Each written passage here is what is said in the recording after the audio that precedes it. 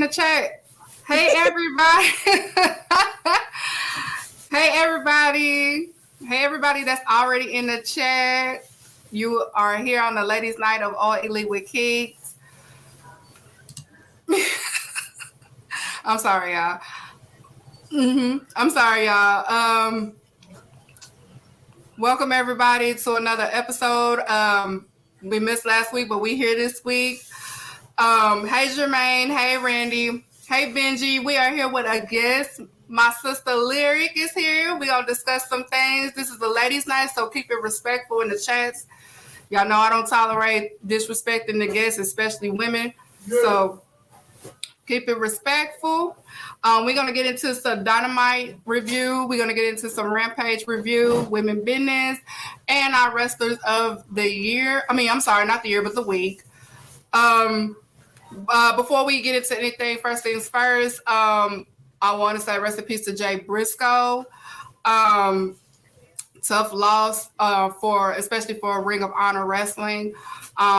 He's been there, I believe, almost 20 years, and that was a tragic loss. So y'all know I've always talked about them on the show, and I called them Bite Boys, and they actually, a memory that I do have, they actually said that they laughed at me calling them that because for the longest I thought they was from the Bayou, and the whole time they from Maryland.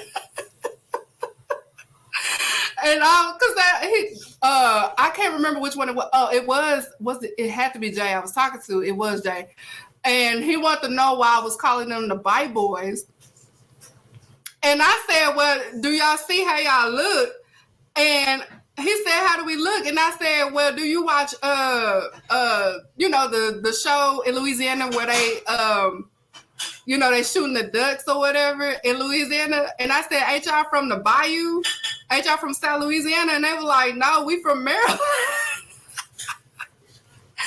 But it's all love. So rest in peace to Jay Briscoe. I did see him. I had the honor of seeing the match at ROH Supercard last year during WrestleMania weekend. Great match. Did you have any memories of Jay Briscoe?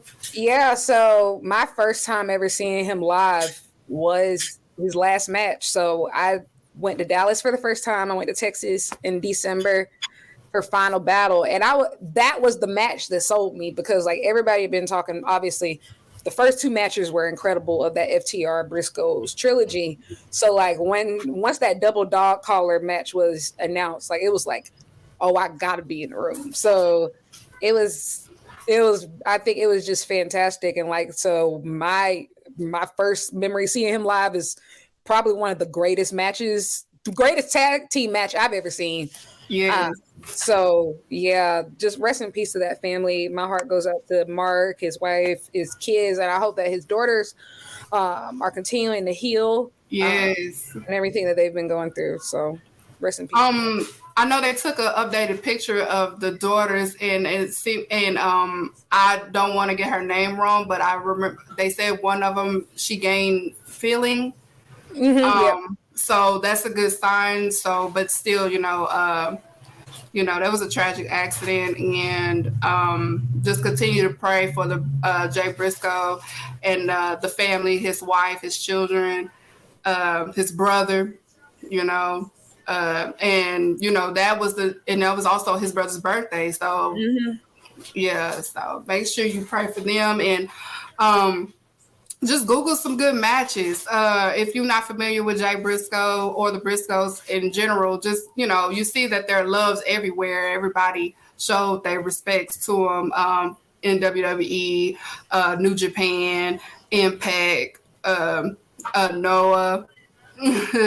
So everybody showed their respect for Jay Briscoe. So it was beautiful seeing everybody to, come together in unfortunate circumstances, just like they did for Brody Lee. So yeah.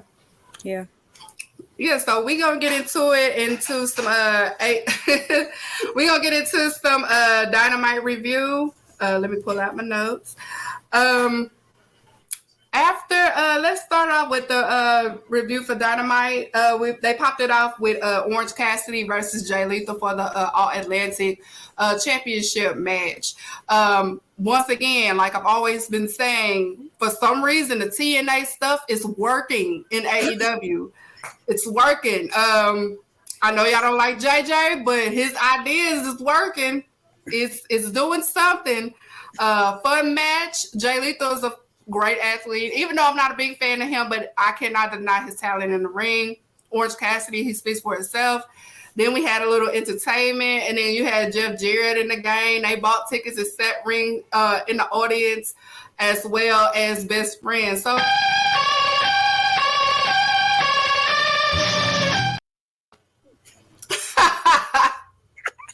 what you think of the match, Miss Leary? So I will say I'm not the biggest Jay Lethal fan. I am a big Orange Cassidy fan, but I'm also a big Jeff Jarrett fan. And so my growing up, my only non-WWE wrestling that I knew about was TNA.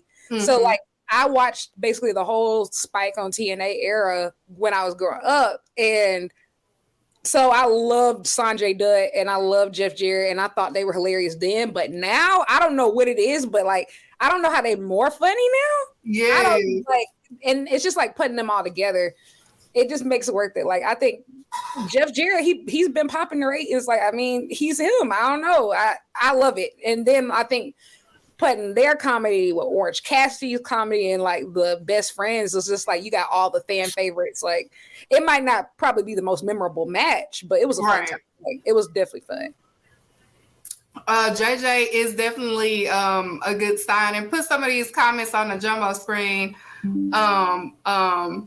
Who said my yes, my world. Every time Jeff Jarrett come out, everybody on the Twitter be Bree-hoo. Bree-hoo.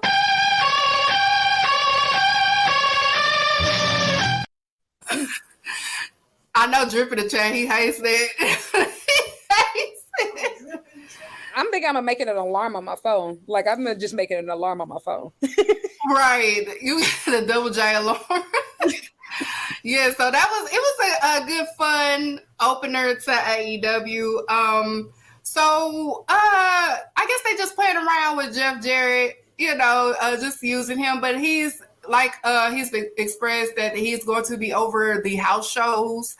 So yeah, Jeff Jarrett is able to do, be himself and able to be creative as he wanted to be, what he was trying to do when he got signed to WWE backstage. That's why he was throwing them jabs. So Tony's allowing Jeff Jarrett to kind of use some of his ideas and things that he can bring to the table as far as management, as far as, just being over the house shows. And like I've been saying to the indie wrestlers, he did also hint that he does want to use some of the dark wrestlers and some of the wrestlers that's on elevation in these house shows as well. So, you won't see injuries for the big roster at the house shows and things like that. So I think he's so smart. And I also think that I like how AEW uses legends. I think that we, at least for me, pre-AEW, just knowing how WWE, they always have people come in, do a quick comedy act, and then it's just very improper usage, or at least I think legends can be used better. But I like that every legend there serves a purpose. Look at Sting. No, he's not going for Wrestler of the Year, but what he has to offer to that locker room and to young stars is so much bigger than what he does in the ring. Same thing with Jeff Jarrett. He doesn't have to win championships. He keeps putting everybody over, but he finds ways to be entertaining while he's doing the work backstage, So I love how they use legends. Yeah, they utilize Mark Henry. They utilize Big Show, Christian. He always gold dust to me. Dusty Rhodes, He's always gonna be gold dust to me. They utilize him, Matt Hardy, definitely him, especially Billy Gunn. Billy Gunn has definitely been essential, especially to the women's division, which we'll get into that when we get to women business. But yes, they do utilize the legends, and AEW also appreciates their legends. They appreciate what they have done, and they use it to modern day storylines or what they use in their their matches and things like that. So that's it's a big deal to me. It is to me too. Mm-hmm. All right, so we're going to get into the next match. We had the Young Bucks versus Top Flight. And this was a shocker to me because I didn't think the Young Bucks was going to lose to Top Flight, but they put Top Flight over, and it was a great match. The BTE did come out today that Young Bucks, because they did forget their belts, but due to the circumstances and everything with Jay Briscoe, they just attended AEW and they forgot the belts at home because they was thinking about Jay Briscoe, and they did dedicate to him because they had the wristband and it had Jay on there, and they did some of the moves and things like that in honor of Jay Briscoe because Warner Media wouldn't allow AEW to do the tribute to Jay Briscoe. So but other than that, it was a good fun match. Top Flight is amazing, and they definitely are going to go far and going to be the tag team to look forward to in 2023. I feel like they're next up to probably get the titles. What do you think? I agree. I think that I loved the match, and especially after watching BTE today, I got a even better appreciation for the match when you see like how much they were going through. And honestly, I don't think that it's a better way to honor the legacy of somebody like Jay Briscoe than to put over that next generation of, what tag team wrestling is going to be and what the standard for tag team wrestling is going to be. And so I think Top Flight up next. And I think that they are going to be the ones to beat the Acclaimed, most likely at Revolution. And I also like what Top Flight represent. Yeah. Because I don't think I've ever seen a company like really invest in young talent, but like young Black talent like that. Yeah. Like we've never really seen it. And like that's it. Once they win, if they beat the Acclaimed, that's 3 Black champions back to back to back. Like that's unheard of for one belt, And so I like that. And also I just think that they have been just on fire since Darius came back. Like Dante is great on his own, but together as a team, like I think that they can be with this generation, thinks of the Hardys. Like that's what they remind me of. It's just like we got Black Hardy Boys. Like that's just in my head, and like they're me and them like the same age, so it's just like cool to watch them continue to progress. And like I think they're up next, and so I think that they're going to beat the Acclaimed, and they're my faves to win. So right. In retrospect, it's supposed to be Private Party, but like I've been stating, Private Party just still have a lot to work on, but they're getting there. But right now it's just they just have to find it. I think Private Party just still has to find it. And they haven't found it yet. I was also going to say like what Private Party is right now, like one is clearly outshining the other. And it was like that pre-injury. And so like it's just like, even if you've been watching Dark and Elevation, it's like Zay a star. Funny. He's clear. Even like him and Daniel Garcia doing the NBA on BTE skits. Like, he's funny. He's entertaining. And not saying that Mark Quinn ain't. Like, not saying that he ain't. Right. But it's just like right now he has it. And so I don't know. It's going to be very hard to see where they go, especially like the injury is slowing them down as a team. Yeah. But you got this one person as a star. I think the same thing that didn't happen to Top Flight. Like Darius had great matches, but no, Dante had great matches, but we were still waiting for Darius to come back. Yeah. Like it's a completely different vibe. I don't anticipate for Private Party the way that we do for and I wouldn't be surprised if they just made him solo and just stick with Matt Hardy. I wouldn't either, especially when nobody has any idea if Jeff is going to come back. Yeah. So like, and also, Zay's partner is injured. It makes sense. Like, I mean, for them to be tagging, and also like, I hate to say it, like, but this is an industry that, one monkey don't stop no show. So we've got to keep moving. And I also like, I just don't think that it's believable. Yeah. Like Private Party to beat people like Black Bull Combat Club and the Young Bucks. I believed that Top Flight could do it. You know, it's not. I wouldn't believe that Private Party can beat all those people. I just right, don't. right. But I do love they theme song. I do. Every time it come on, they still got the best theme song. I don't care what nobody say. I gotta download it for sure. I listen. Shots. Yeah. So Top Flight went over. Some people was upset about that, trying to call them jobbers and stuff like that. I didn't like that, but you know, y'all, they haven't even been on Dark in the past couple of weeks. Like they've been only fighting main event people, like Bryan Danielson, Jon Moxley lately. Like that. How are they jobbers? People using jobbers for anything. Yeah, they're using jobbers for anything. And then right after that, we had the Hangman Page. I call it the Fences promo.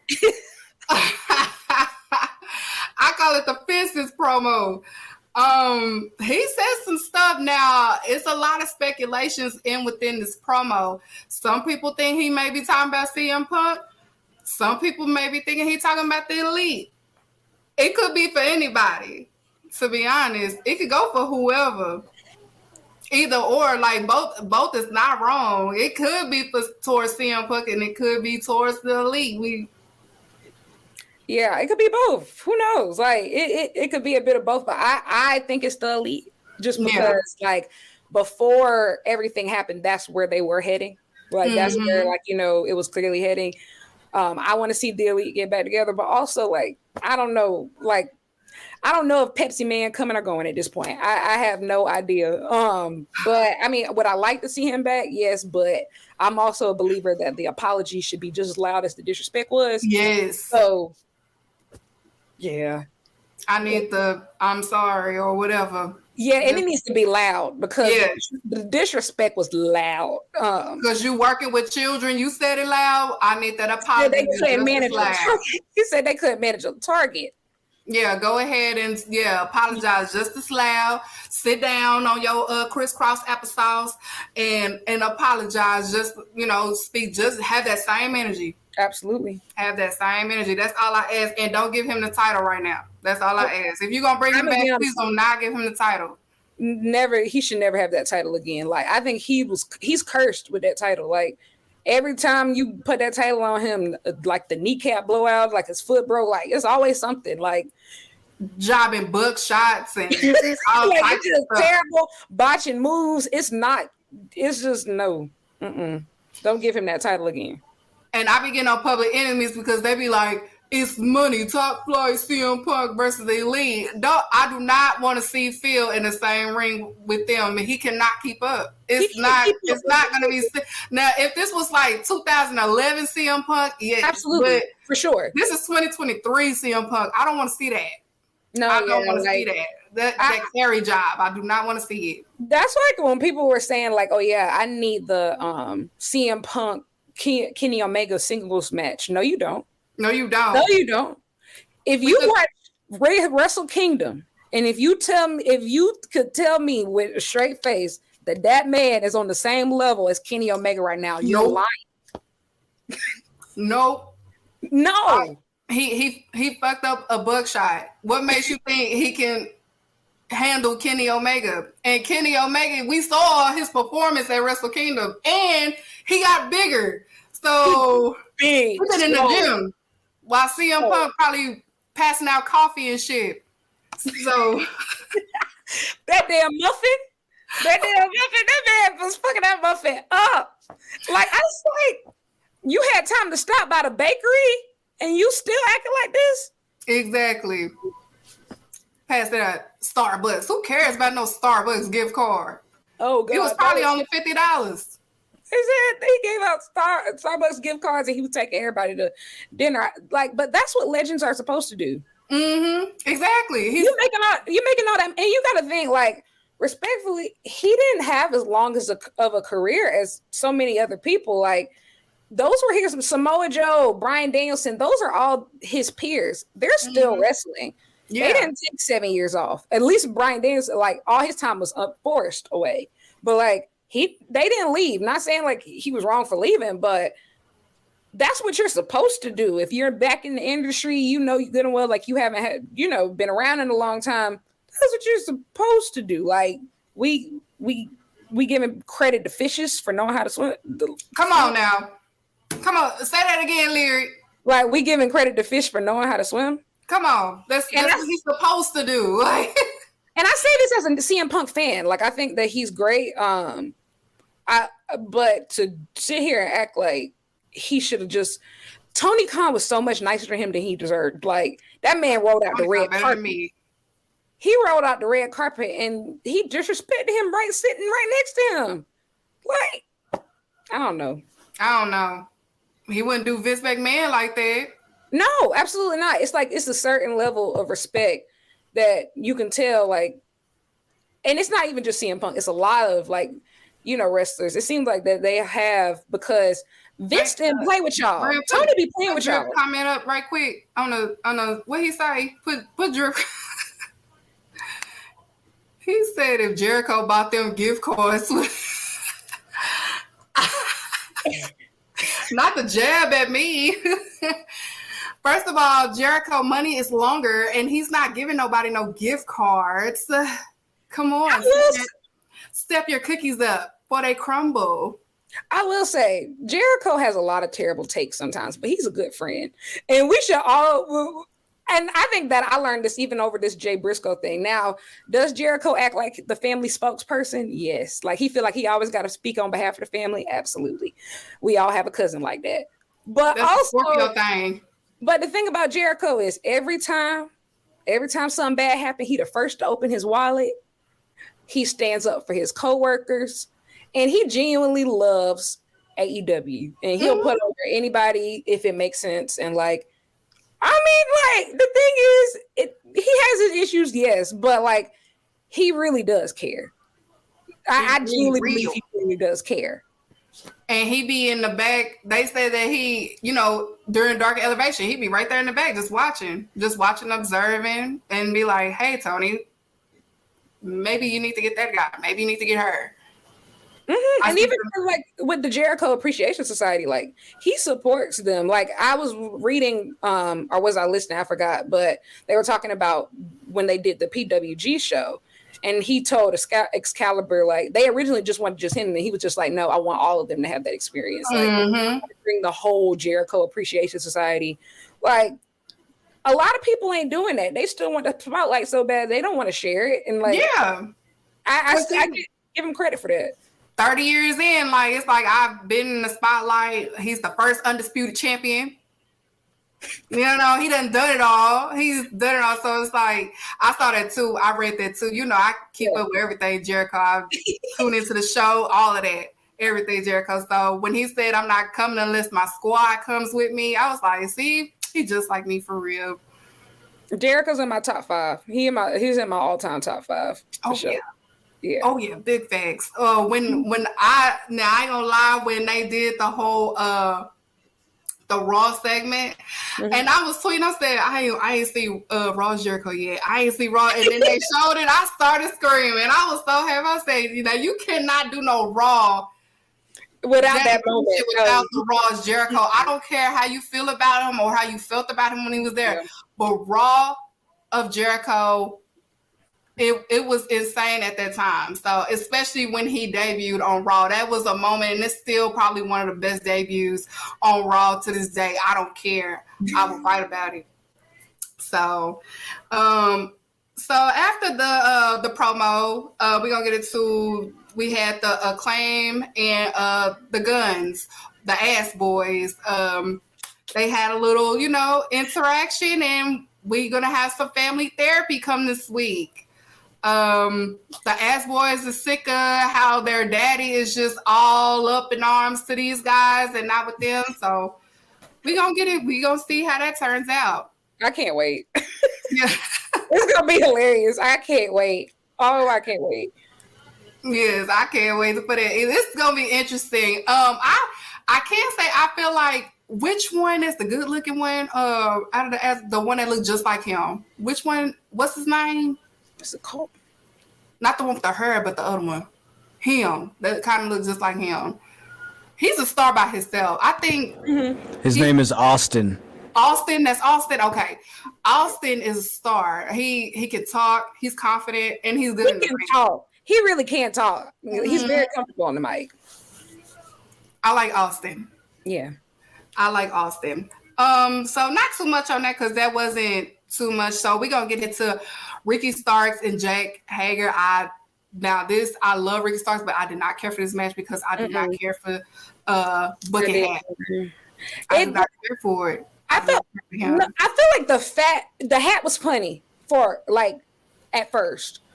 And he said, I like this hat. It was funny. He was like quirky funny. But when he just kept saying it and kept saying it and kept saying it, he done beat that hat into the ground. I never want to see that hat again. I don't want to see it again. I don't want it anymore. I just, yeah. It wasn't funny. And like, I don't need Ricky Starks wrestling Jake Hager. Like, I want more for him.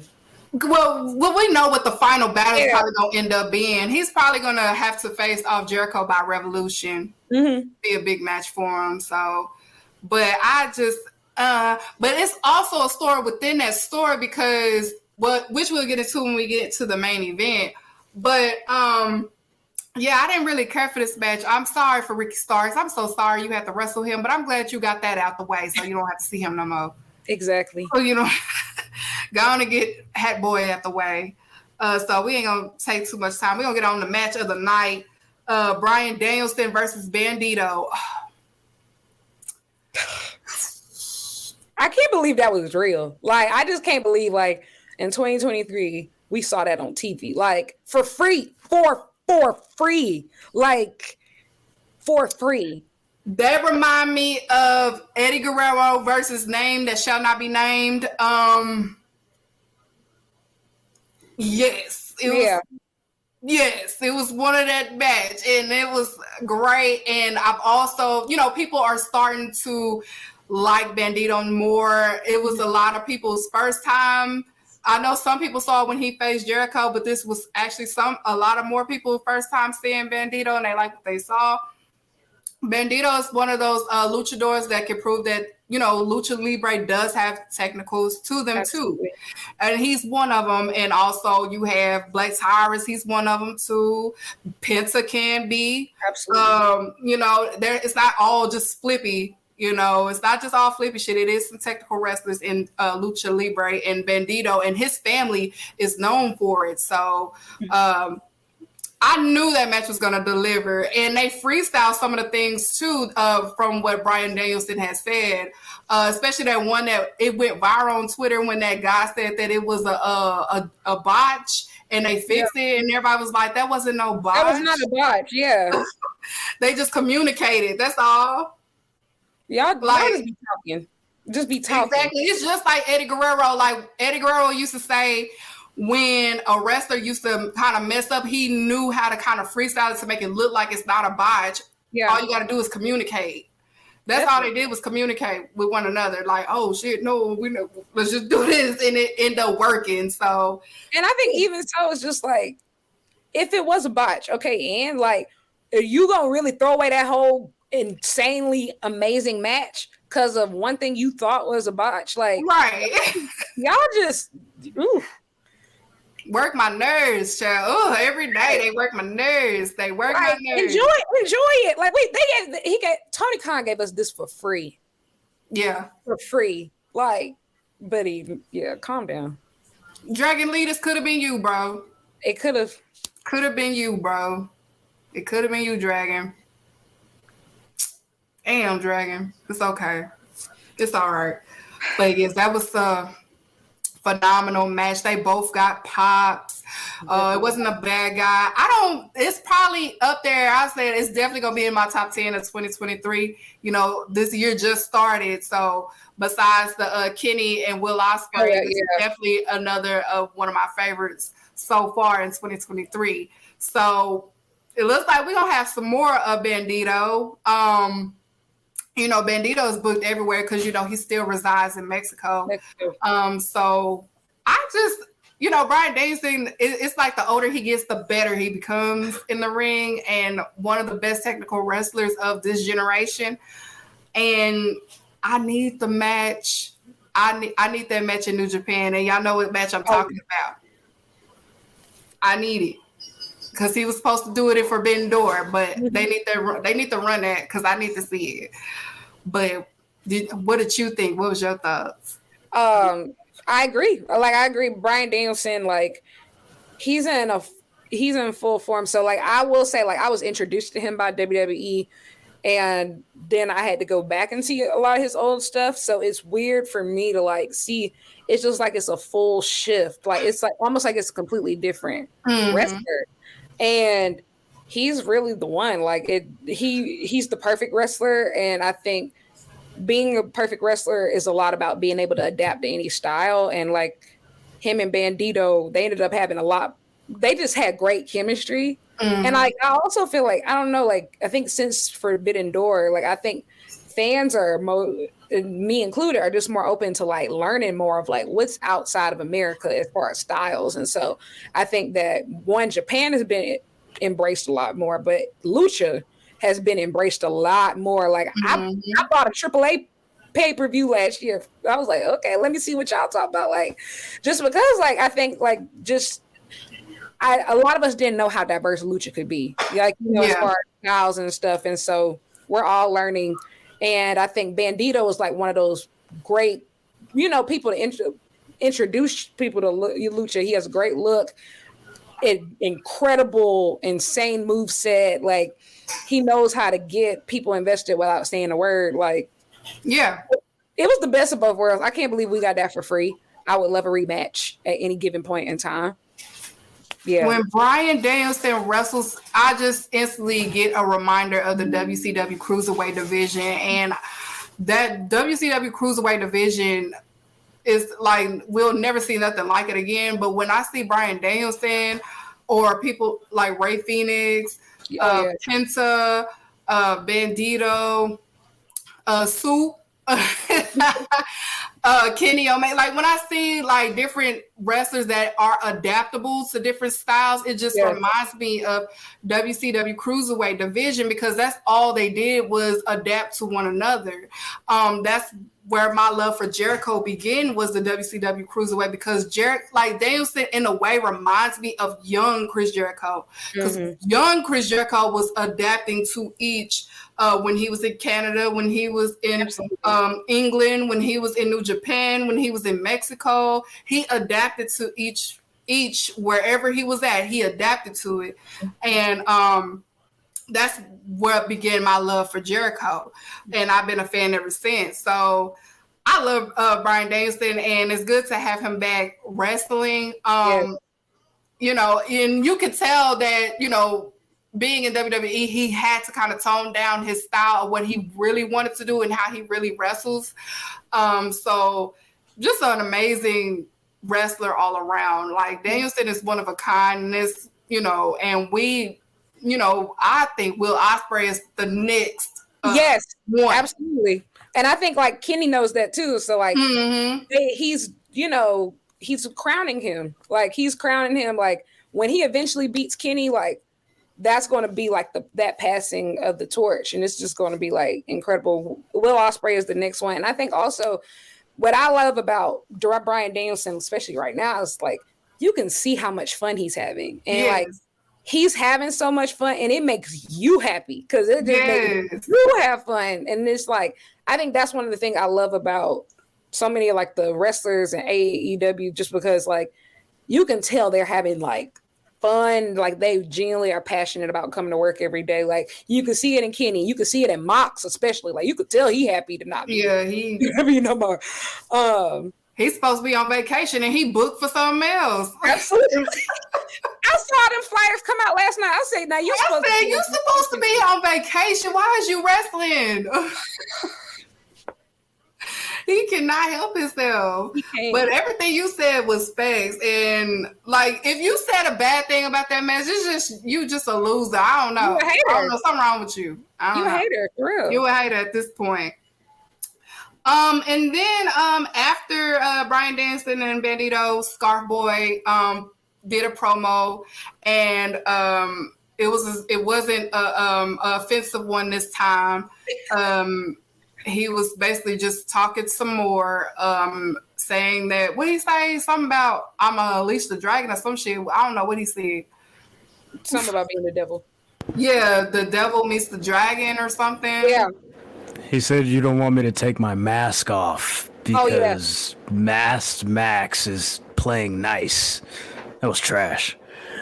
Masked Max is playing nice. Try to say that 5 times fast. Masked Max. Masked Max. Okay.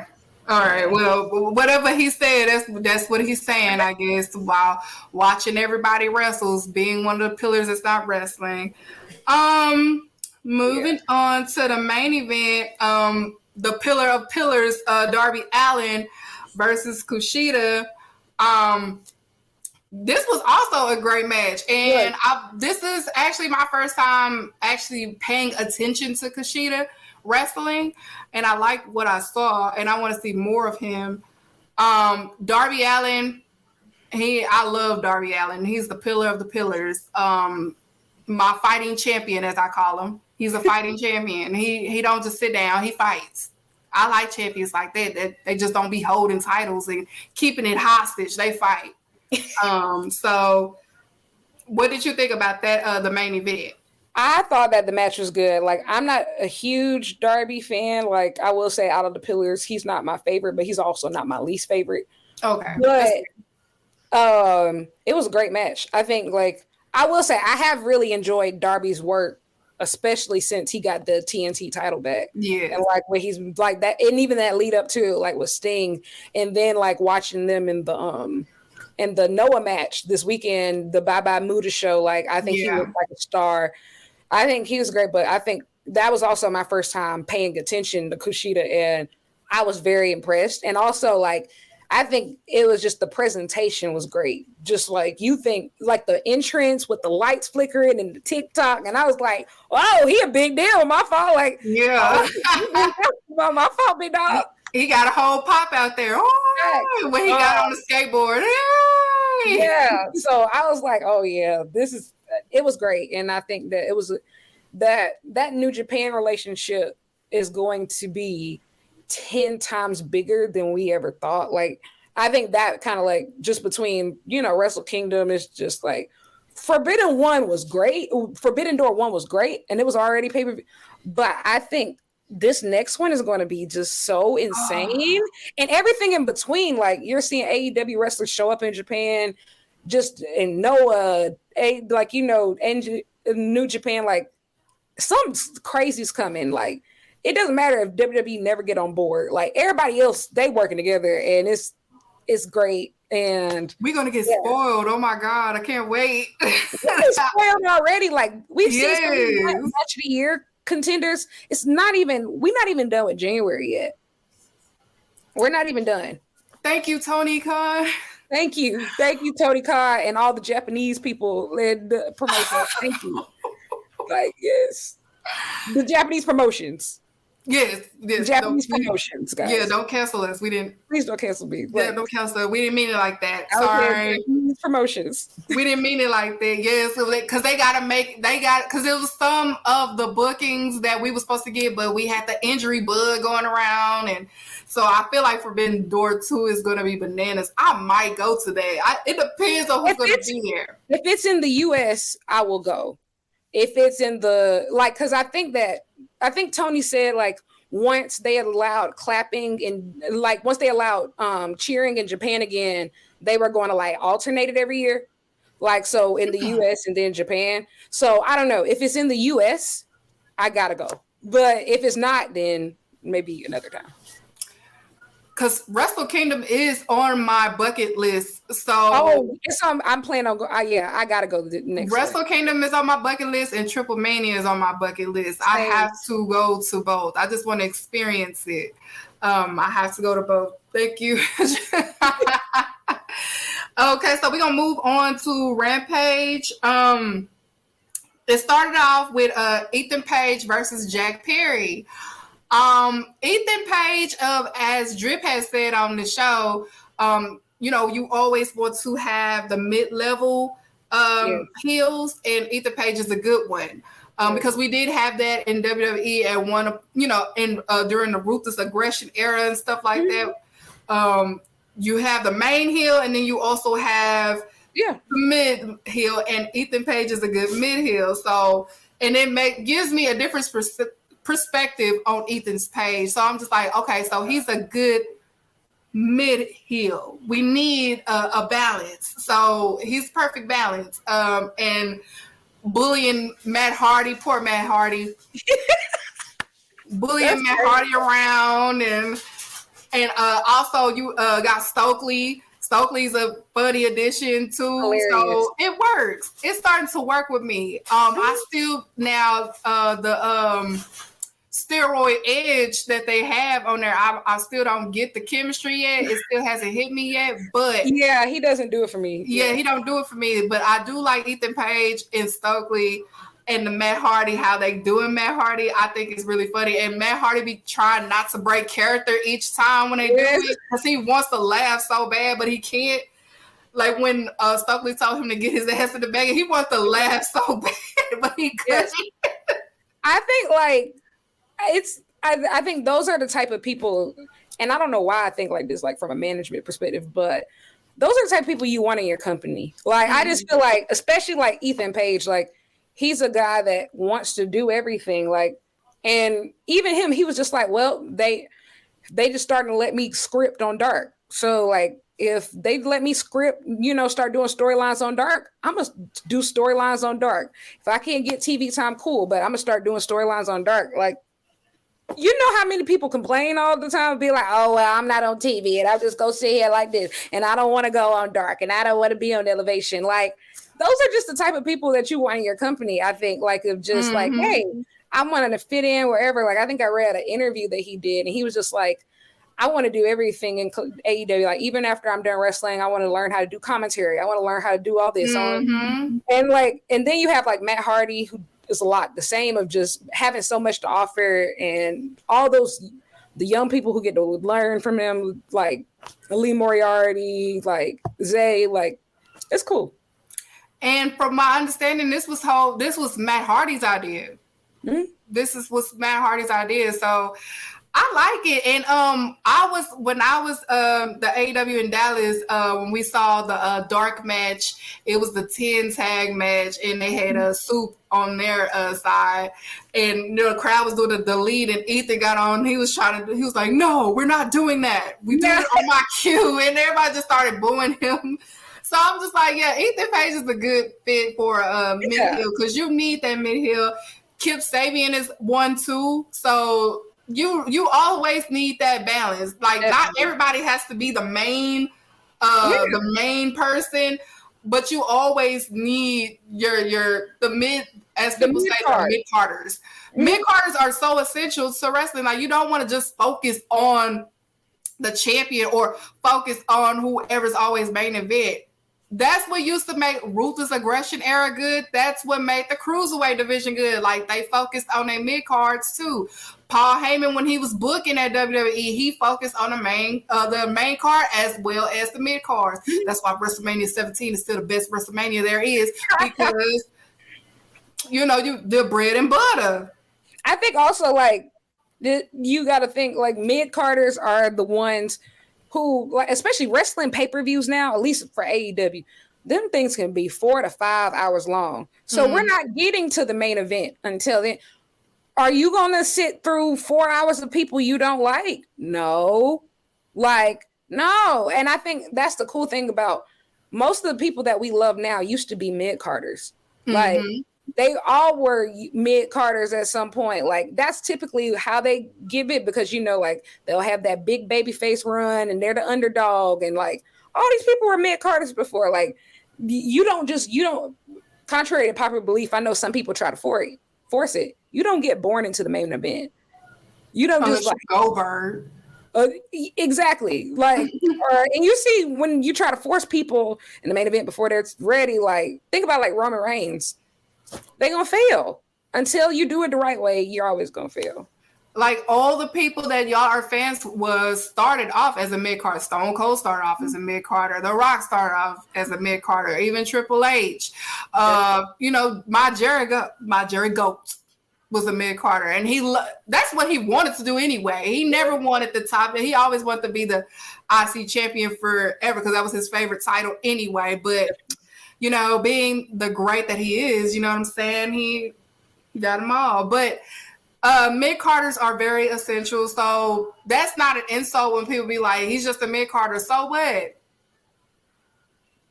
I think, and like, mid-carders can be your favorite wrestler. I mean, you know, a lot of people right now are mid-carders. Like, for example, Eddie Kingston right now is a mid-carder. Is he going to be a main eventer again? Absolutely. But right now, he's a mid-carder. Does that mean that he's any less entertaining? No.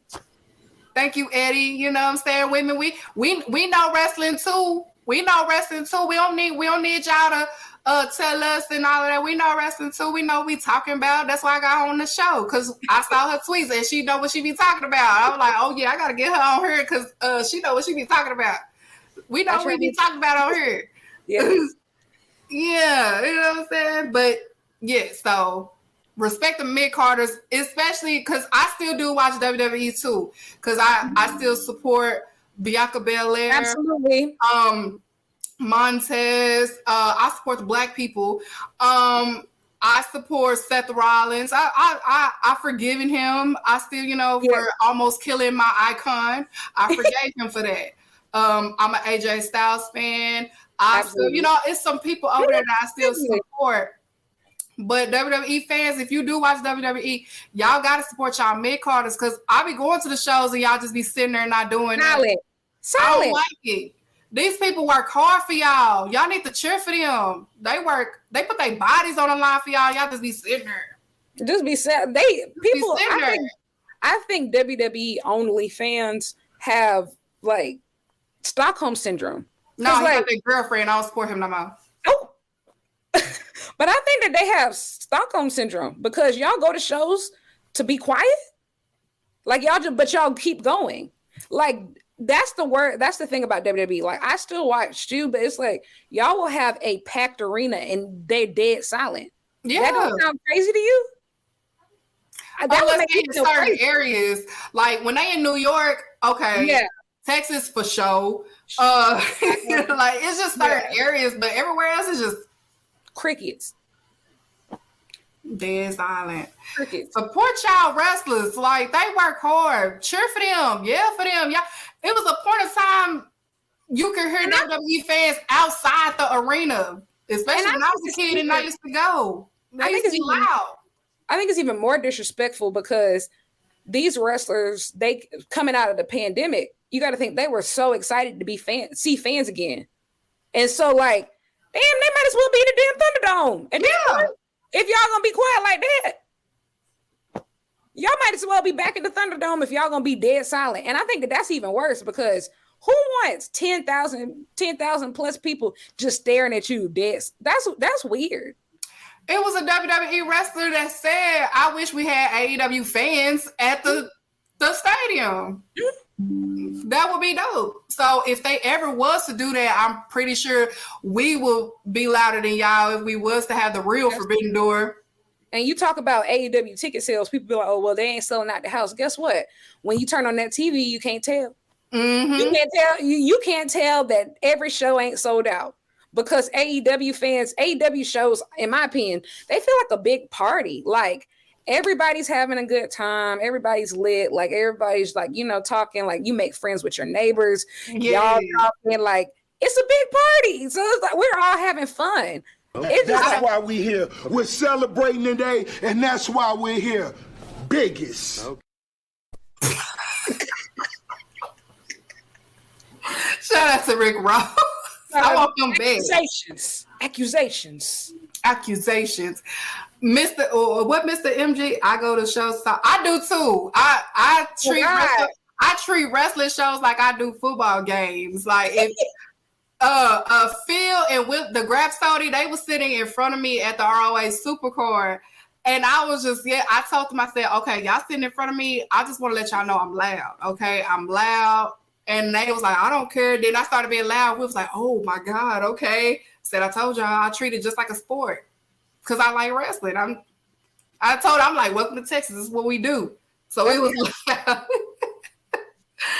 okay, so I mean, but after that, we had the Eddie Kingston and Ortiz angle.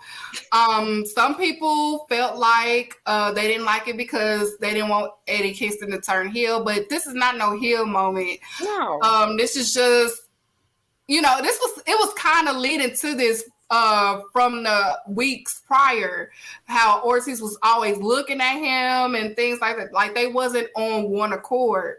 Yeah. So it's just friends that's not agreeing with one another right now. I don't think it's the Eddie Kingston heel turn. It's just Eddie Kingston's gone mad right now. He's losing his mind right now. Yeah.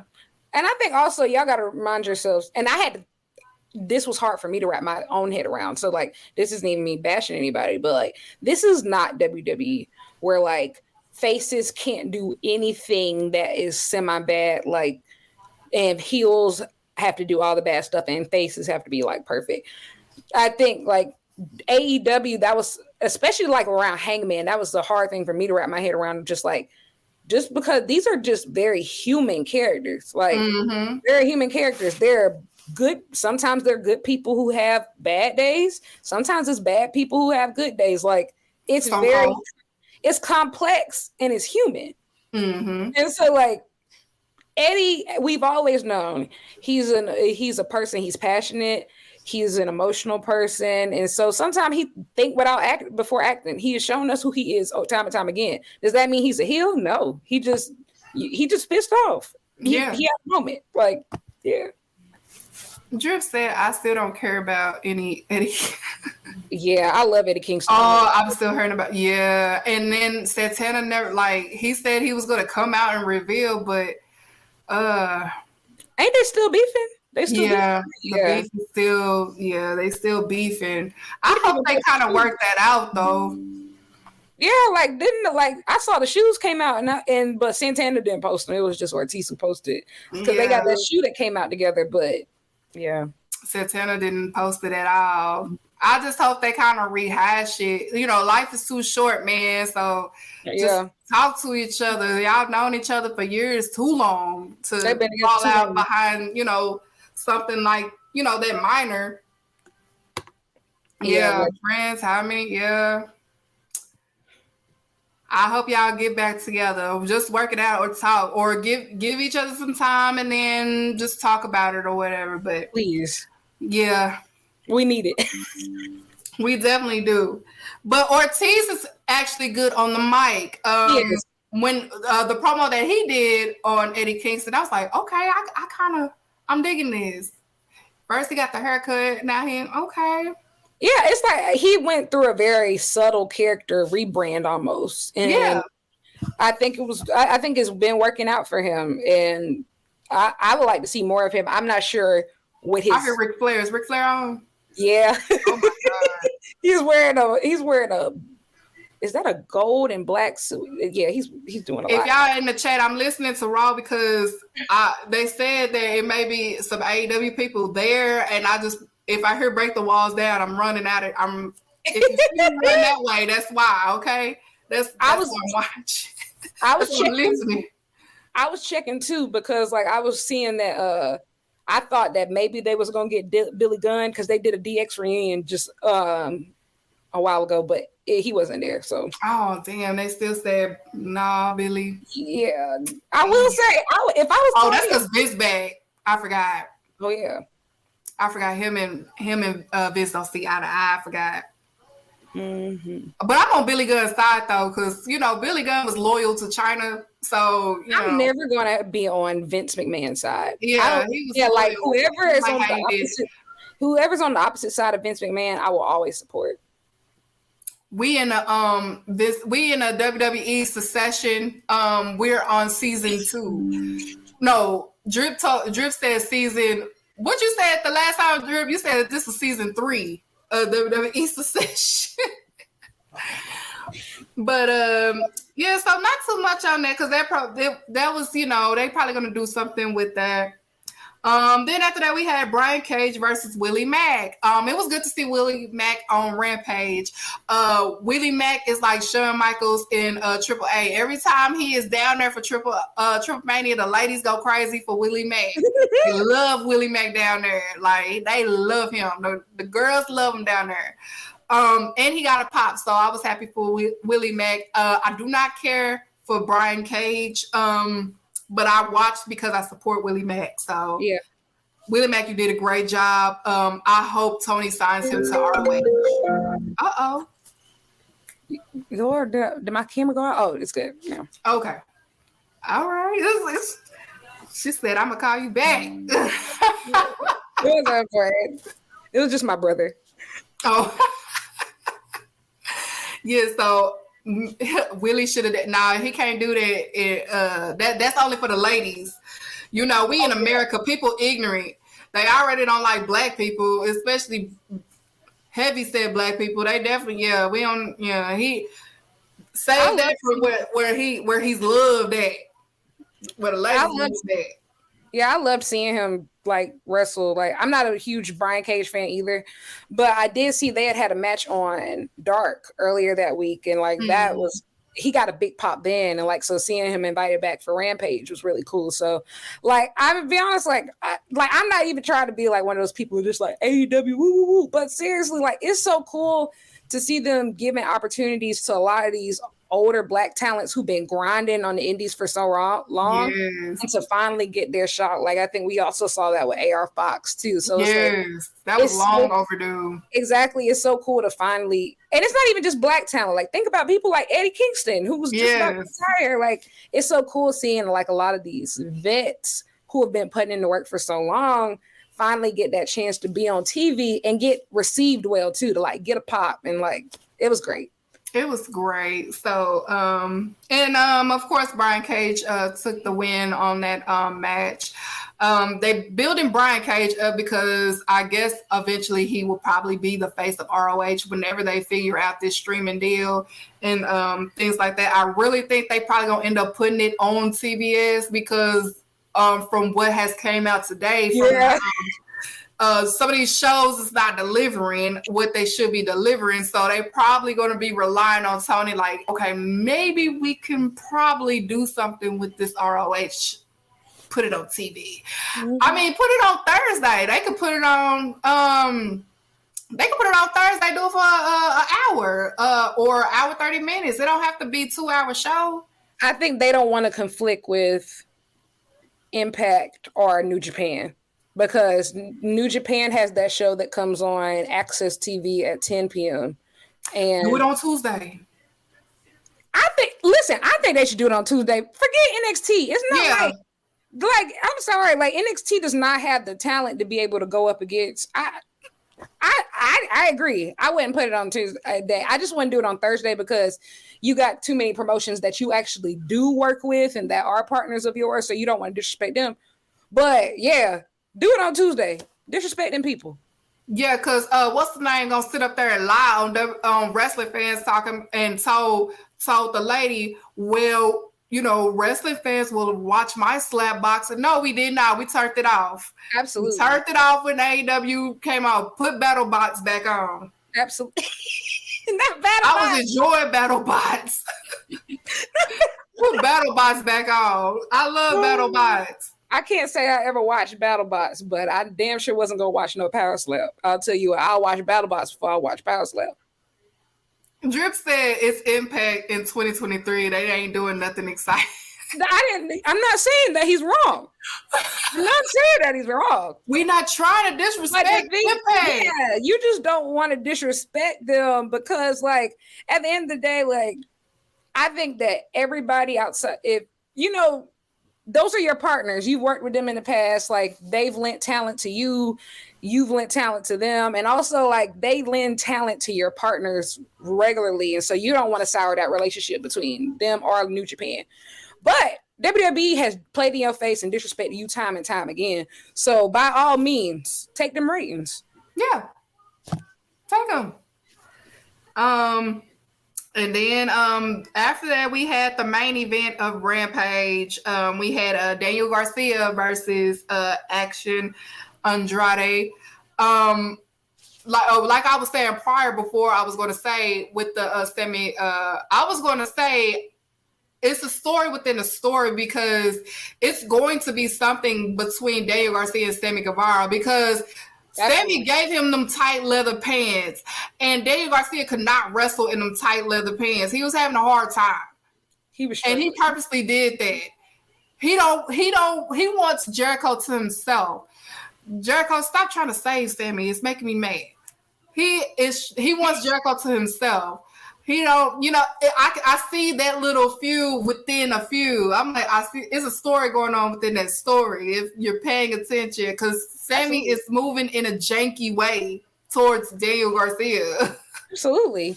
I think also, like, I don't know, it's part of me kind of hopes that Daniel Garcia eventually goes back to Bryan Danielson, like, after, because I feel like maybe it's a story of, like, he had to learn the hard way.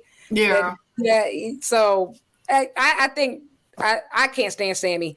So I can't wait till this does wrap up, and I hope Daniel Garcia wins. But conspiracy. That's a good conspiracy. You know what? I will say, Action Andretti, after I heard him on the mic, he might fit in the JS. Like, yeah, he might fit. Like, I will say, his promos sound more JS than they did like Ricky Starks, if that makes sense. Yes, okay, so I could, maybe I could see it. And then Jericho did say he's making it his project to make him a star this year. So that's a good conspiracy, work husband. That's a good conspiracy. That's my work husband. I like that though. Is Action? Yes, he's black. He's biracial. I thought he was albino. Is he? I thought he was biracial. Wait, is he? I don't know, because I know he had doesn't he have like the ginger hair? Like, is it ginger or is it brown? I don't know. I don't know. That's a good because I thought he was biracial. I knew he had some black in him. I was like, he's black. I mean, either way he would be partially black. Even if he's partially black. He looked like Dante Martin in them. That's why I was like, he gotta be biracial. Eddie James with that question. No, throw us off. Swerve. Drip, don't start that. Don't start that. Okay? We was doing good. Drew, we was doing good. We was all right. So we're gonna get into women business time. Women business time, finally. All right. So on Dynamite, women business time, we had Toni Storm versus Willow Nightingale, and I love both of these ladies, and these ladies delivered. They definitely delivered. Willow Nightingale is proving herself to be a baby face, and I really, really like it, and I'm really, really glad that they are giving her the screen time that they are giving her. Toni Storm did an amazing job as well, per usual. Absolutely. We see, man, shut up. In the chat, only women talk. Women business time. This angle that they have, the AEW homegrown girls versus the WWE rejects or ex-WWE. I don't want to say rejects. I didn't mean to say that. Former WWE talent. Former WWE. Who is Ty? What? Okay, Ty. The Snow Bunnies, I guess. All right. Yay! Woo! Hold on. Yeah. But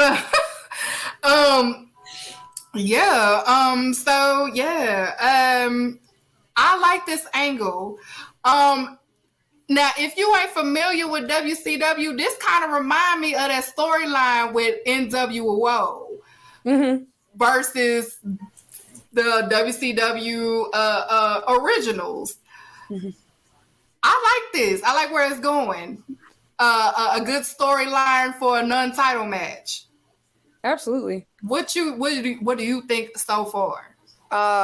I think that y'all got to put some respect on this women division. Like, it's just, they have been solid definitely since Full Gear, but I would go as far as all out. Like, in ring, you cannot tell me this is not the best women's wrestling in America on TV today. Like, you can't say that. I'm sorry. And like, also, I did a poll on Twitter, like what was that? I think last week.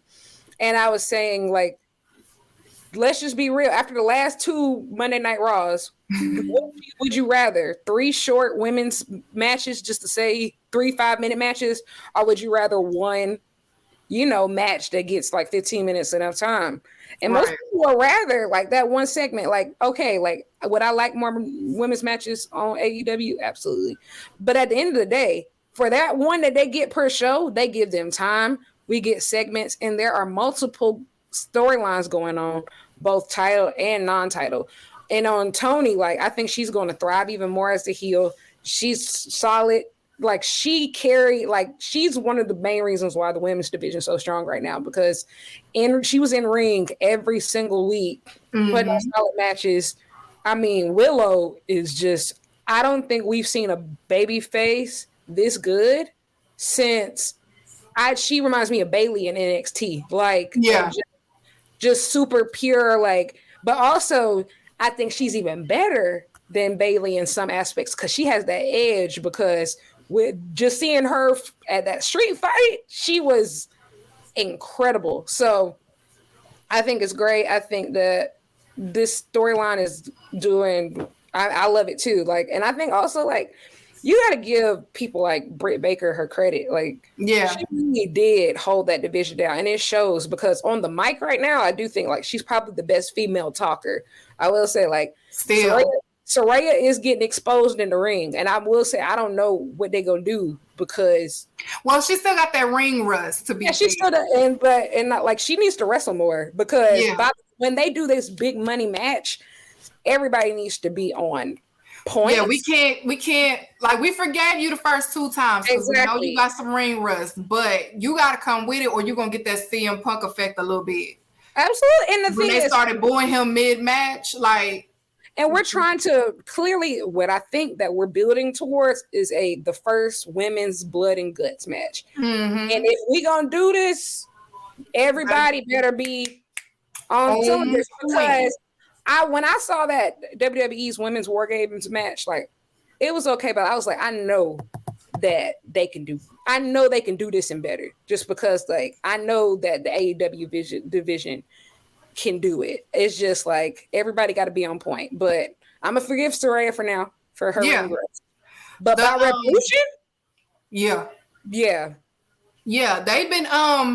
they've been doing good ever since they had Billy Gunn as part of the producer for the women's division, as well as training. Billy Gunn has done phenomenal, and I've he's had some experience with that, because when I read in China book, he's been behind China when China needs to train. It's always been Billy Gunn. He's always been there for her as far as like the training and helping her with certain moves and things like that. So he's familiar with that. And he's also helped Jade Cargill a lot too. She has said it on an interview that she's working with Billy Gunn and also Bryan Danielson, but Billy Gunn is producing most of her matches going forward. And they also have Billy Gunn producing this segment that's happening between the WWE and the AEW girls. So kudos to Billy Gunn. Sometimes it's okay for men to be in women's business, but if they're for a good cause and they want to see us elevate. And Billy Gunn is one of the ones that wanted to see the AEW women's division elevate. So hats off to Billy Gunn. He's doing a phenomenal job. Billy Gunn is doing what y'all think Big Nose is doing. And that's the one. Like that. That's the one. Billy Gunn is doing what y'all think Triple H is doing, and I'm put it like that. For real. I absolutely. And I think Billy Gunn is one of the rare people right now. It's just like his contributions outside of the ring might actually end up being greater than his contributions inside of the ring. And that's saying something, because he's had phenomenal career. And he's currently in a career resurgence. He's one of the most over people on the roster right now. But he's also like what he's been doing behind closed doors for this women's division. And also what I appreciate about AEW is that I genuinely believe that the men in the company want to see the women win. Like, yeah. And I'm not saying that men at WWE don't, but I've heard numerous times about the top people, whether it's been Kenny Omega or it's been John Moxley saying after Saraya ruined her first promo, was like, nah, I'm gonna work with you on talking, like we gonna get this right. Yeah.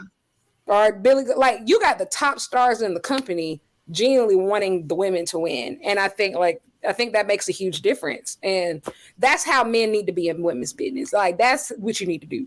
Y'all need to be like that in the IWC. Y'all need to be like that to the women that's in content, whether you're working with them or whether you associate them.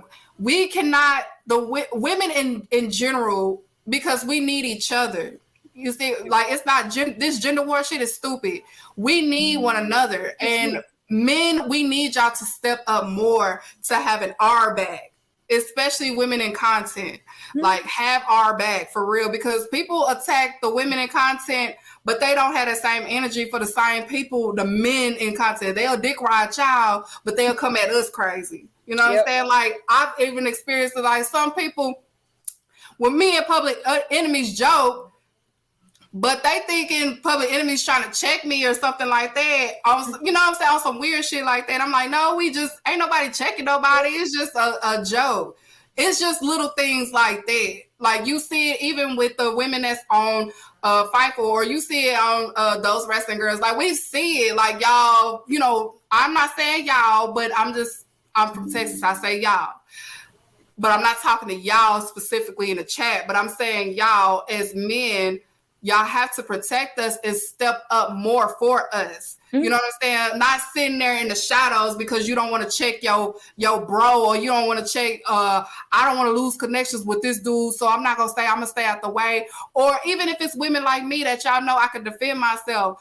I know I can defend myself, but it will help me if you just tell your bro to shut the fuck up sometimes. Yeah. And you shouldn't have like, why you start with her? Like, why is you starting with her? Like, leave her alone. It don't take, you know, are y'all scared of these people or something?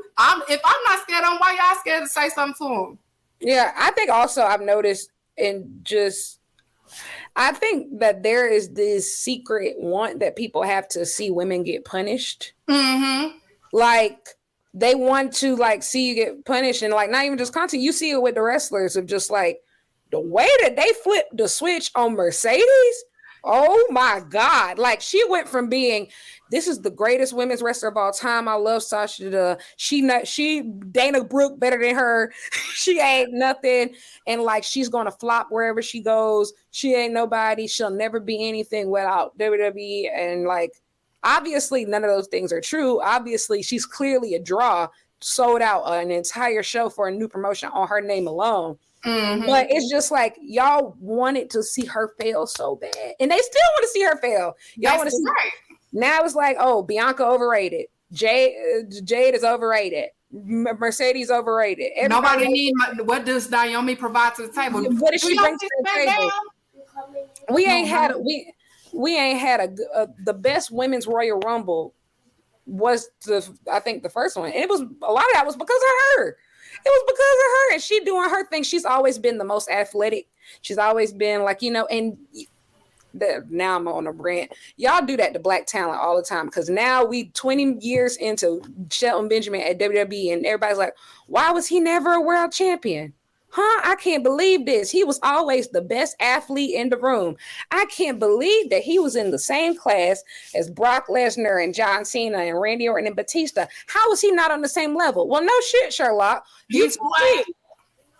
Like they did the same thing they doing the same thing to Naomi. And now it's like, oh yeah, man, I need her to come back. It's just like you never had any type of respect for her when she was there. So it's just like they want to see women get punished. They just want to see women get punished, specifically black women, but that's a whole nother argument. Yeah, y'all need to do better. Respect. If you love us like y'all say y'all do, if y'all see somebody talking reckless, especially if y'all know them, it don't hurt to be like, hey, bro, chill. Okay, you doing too much, chill. But y'all don't do that. Shit, y'all scared of them or something. I don't know. I'm not. Me neither. I'm not scared, but y'all need to check these dudes, okay? There's nothing wrong with just, hey, you a little bit too aggressive with her for no reason, or I don't think that was right. You know, you need to apologize or take accountability. You know, I promise you, these folks ain't gonna do it. I've met some of these folks at Wale Mania. These folks is not gonna do nothing. They short. What they gonna do? They're short. Like that. These people are not intimidating for real at all. They lame. Most of these folks are lame. Most of these folks is just reliving an image that they didn't have when they was in high school, and now they big age, and now they got a little bit of attention on social media. They feel like they Debo, and they not Debo. They not no bully. I hope y'all don't think y'all bully. I hope y'all don't think y'all mean girl. That's all it is, y'all. So. And don't even use real profile pictures half the time. At all. Especially with people with large. I ain't gonna get into that. Cause I got some things. Yeah, they get in their feelings when you tell them something in their face. But that's another. But in Rampage, we had Jay Cargill and Layla J versus the Vanity Twins. And of course, it was a squash match. The Vanity Twins, that was my first time seeing them, but I have been seeing them on social media, and I knew that they was going to the indies and things like that. That was my first time seeing them too.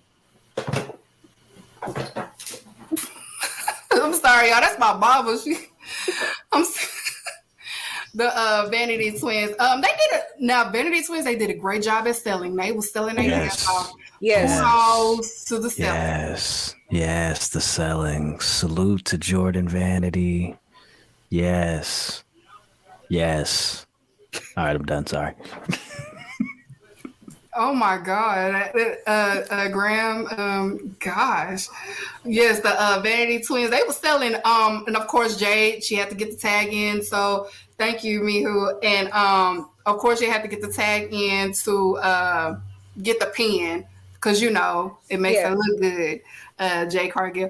But do you think that Red Velvet will be the one, or do you think that the agenda for Chris Statlander will still be alive?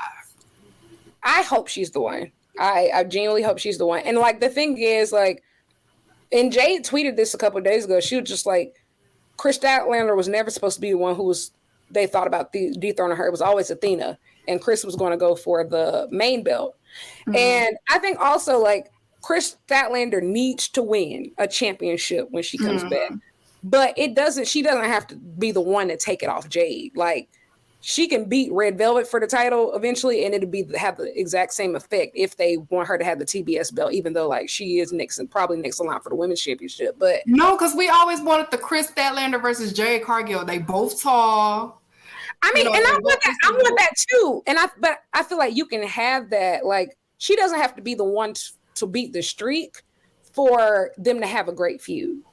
But I think that for beating this streak, I feel like it should be Red Velvet because they have a built-in story there. Like, and that's also the thing that pisses me off when people say like, oh yeah, like y'all don't long-term book, because AEW, if you look at it, technically that's probably the most longest going feud, slowest build, probably like that's on TV right now, because Red Velvet was Jade's first match.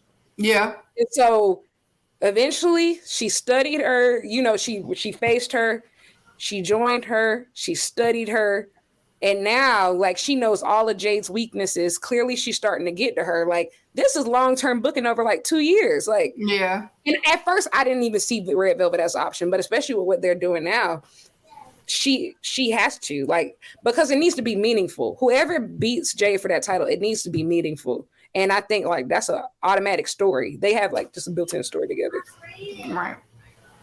Right, most definitely. And then Also on women business, I didn't put it on the thing, but it reminded me when somebody, I saw it on Twitter, but Thunder Rosa announced that she will be back, but she won't be wrestling. And I had tweeted, everybody saw my tweet. I was like, oh, I know what that means, because she from Texas. I already know what that means. That's basically what she's saying is, oh, I'm gonna be in the locker room and I want to see who if anybody got a problem with me, we can handle it right now. Because I'm not wrestling. I just want to see who got the problem. That's basically what that means. I just want to see who has the issue. What is the issue? Who has the issue? I'm interested to see like when she gets her rematch. Are they gonna wait till Revolution? Or are they gonna do it on Dynamite? Like, and also how does she fit into everything they got going on with Jamie Hayter? And like, so maybe they won't focus on like the singles. Maybe it'll just be like lead into that, you know, that big multi-woman match that it seems that they're doing. That would be insane. Yeah, I think she's probably Thunder Rosa probably might. I think it's going to be. Britt Baker end up calling her back. Exactly. I think that would be crazy. That would be crazy because we thinking the whole time it's her and her beefing, but she'd be like, we done hashed it out because it's for AEW. I think that would be like so cool because you just they all gotta get on the same. It's almost like Survivor Series, if that makes sense. Like it's kind of cool. So I think that would be like the ultimate plot twist, like Thunder Rosa joining Jamie Hayter and Britt Baker. That would be insane. Nobody would see that. Insane. I do too, Sean. That's my girl. I don't care what nobody say. They just don't understand her, but I do. I understand where she's coming from. Thunder Rosa is just look, I can help you, but if you ain't trying to help yourself, I can't do this. I can't work with. That's just all that is. That's all. She don't got time for this. Like these girls, they worried about their makeup and stuff like that. They not in the booth. And I don't got time for that. I'm not trying to do that. That's all she on. It's okay. But Thunder, you got to put your pride to the side on this one, okay? Yeah. This is for women business, okay? I get it. I understand you and I feel you, but we not right now, okay? Because AEW women division is finally on a good foot, okay? Mm-hmm. And we don't need that right now, okay? Yeah, and I think they need a big statement. Like they need a big statement, and I think they're building towards it. I think like that street fight was definitely a step in the right direction, but like they need that big moment, and I would love for her to be a part of it. But right. Like I said, one monkey don't start no show. So if you don't get on board, then there's plenty of other hungry women in the back who want to be on TV right now. Plenty.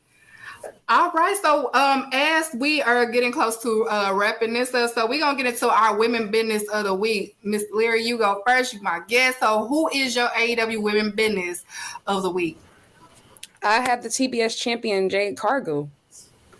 He was here. She has been incredible, and it's so funny. Like she did that interview, like what was that? It came out a couple weeks ago, and she was talking about like she knows all the criticism that she's been getting, and like he was like, "Hey, you know, people talking like saying so many good things about your match."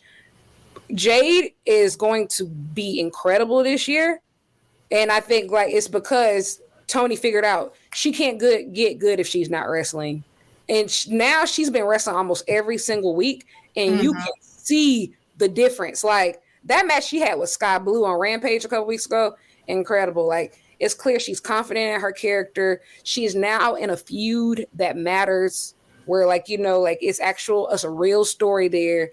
She's great. Like I'm going with Jade. Like she's been elevating every single week, seeing her wrestle more. She's improving as a wrestler. She has the presence. She's a star. Like, so I'm going with Jade. And not only that, she's starting to trust her opponent. Because that was always my issue. I'm like, okay, Jay's still not trusting her opponent a little bit. You got to trust your opponent in order for you to have good chemistry. When the match that she had with Nyla Rose, it was a little bit iffy because I was like, she's not trusting her opponent. She has to trust her opponent. I get it. You don't want your opponent to hurt you and things like that, but you got to trust them in order for it to be a good match. Like Banks and Sasha Banks and Bianca Belair, they said that they trusted each other. Absolutely. And they just went out there and did what they did. That's all. You just have to trust each other. And she's starting to do that. Yeah. Oh, shut up, Keith. My women business of the week is going to go to Toni Storm. Good choice. Toni Storm, like I said, since she's been in AEW, and also this week, her transitioning from a face to a heel, she did it so smoothly, and it works for her, and I like that. And of course, the match with Willow Nightingale was great and phenomenal. But Toni Storm is I don't have the words, but she's great at what she does. So I'm rocking with Toni Storm, and I love that little the hip thrust that she does. Oh, I love Best hip attack in professional wrestling. that hip attack is a monster. I met her at Full Gear weekend, and like I told her, she had the belt. That was right before she dropped the belt, and I was just like, I just hope you know that like this, you made this division so legitimate. Like you really Toni have Storm is some good milk. Oh, What? well, she's a great wrestler. Ty, is this the tie with the white girl fetish that's always going viral on Twitter? Is this you? Is this you? He quiet now. Yeah, that probably is him. Oh, don't come up in here with all of that. Jesus. As you were saying, Larry. I was just saying that I met her. I was just saying, like, I met her and I told her, like, you just have done such a great job as far as, like, just honestly offering consistency. I think that was one of the biggest problems with the AEW women's division pre her, is just like, you'll have one really good moment and then it's just, it just fall by the wayside. And, like, she really made that division consistent. And so, yeah. And I also want to say, Soraya, may you please stop disrespecting the ace of the division, Sheeta. Put some respect on Sheeta's name. Sheeta worked too hard. She held the women division down during the pandemic era. So we don't do Sheeta now. I love me some Sheeta, and she be wearing them suits. Sheeta be wearing them suits. She know how to wear a suit. Sheeta don't wear them suits. I love Sheeta, and I think like she's also one of those people and it's so crazy. Like she's reached that status to where it's only men on the roster who I think have reached of like she doesn't need a title anymore to be important. Of course, we need her to win the title again, but she doesn't need that title for everybody to know like she's the bar for that division. She is the bar. Like I feel like Britt is the face as far as the ace as far as the the promos and like the storylines, but in that ring Sheeta the ace. Yeah, Sheeta's the ace, and I hope Serena Deeb recovers of her injury because I do miss her. I miss her a lot in the she got division. That dog in her. Yes, I miss Serena Deeb too. So Serena Deeb, Chris Statlander, I hope y'all recover because I hope to see y'all back in 2023 to be included in this progression in the AEW women's division. So now let's get to our wrestler of the week. Miss Lyric, who is your AEW wrestler of the week?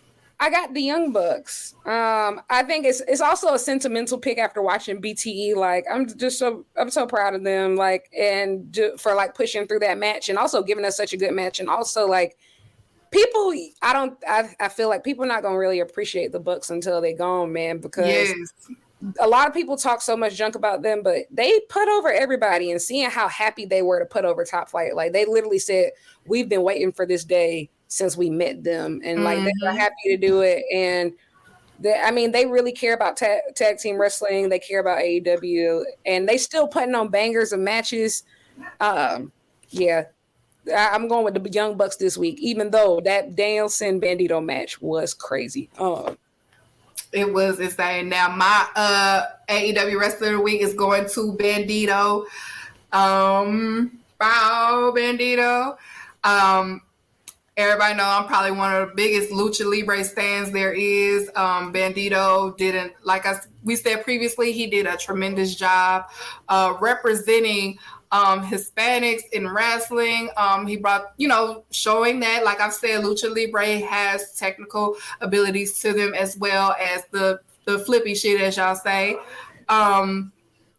great chemistry with Bryan Danielson, and I hope to see more. I really want to see Bandito versus Soup in 2023. Y'all, please make it happen because I know that's gonna be a banger. I have my fantasy booking in my head. Bryan Danielson cannot retire yet until he fulfills the fantasy booking in my head. Oh, absolutely, yeah. He cannot retire yet. I have some people that he needs to wrestle. But Bandito is my wrestler of the week. I did not have a Goofy of the week this week, being to a lot that has happened.